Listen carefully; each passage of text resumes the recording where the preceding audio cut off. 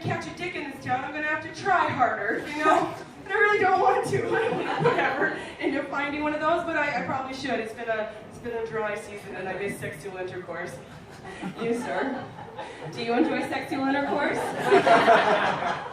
Yes? Sure, okay, that's a very non-committal answer. Do you call it sexual intercourse, though, when you engage in it? No? What do you refer to it as? Don't look at her! You have nothing!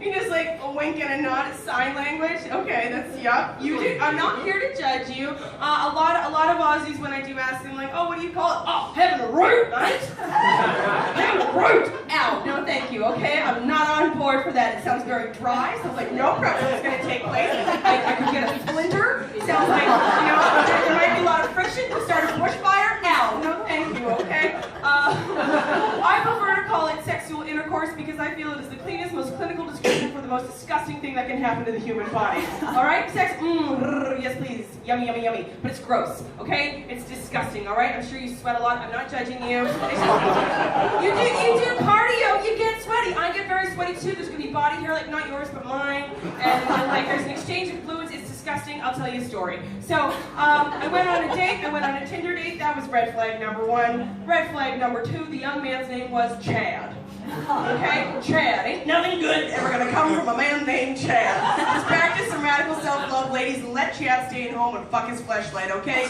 You don't need it. All you're gonna get from Chad is heartache and chlamydia, okay? Time will heal your heart. Antibiotics will take care of the chlamydia, but all the ladies, we know what comes after a round of anti-Bs, don't we, ladies? Yeast infection! It's true, sir. It's a very delicate ecosystem down there, and antibiotics, they will cure what ails you. They will also open an artisanal sourdough bakery in the heart of downtown. Okay? It's good for the economy, but not everyone wants bread. There's a lot of carbs. I don't need it.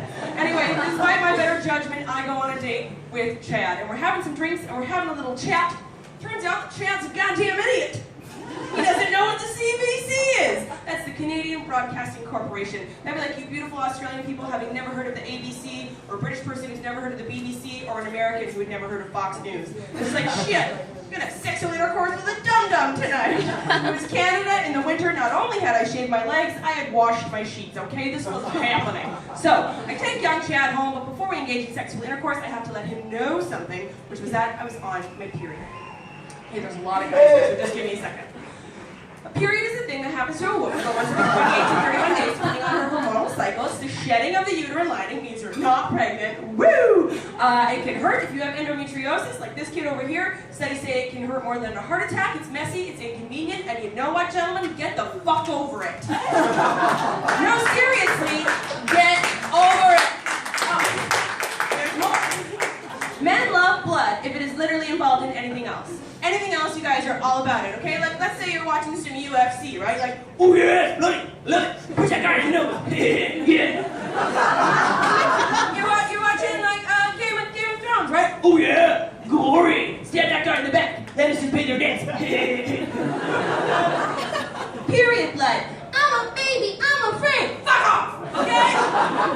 This is a thing that happens to approximately 3 billion people. I'm not even going to bother specifying that those people are women. 3 billion people around the globe every month, and yet for some reason the subject is taboo because it is blood that flows from my seat of power. Eat a dick. Okay?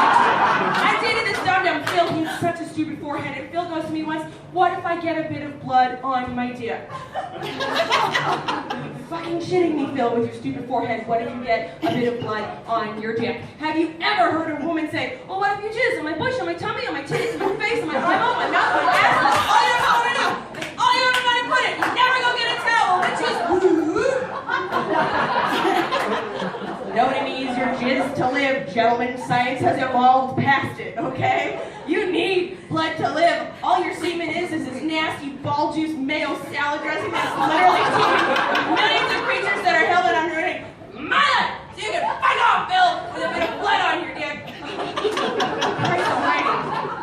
And I don't want to put too fine a point on it, boys. But you don't have eyeballs in your testicles, okay? You cannot witness the carnage that is taking place down there. You also do not have a tongue in your penis to taste the high iron content. If you do magically have a tongue in your dick, oh my God, use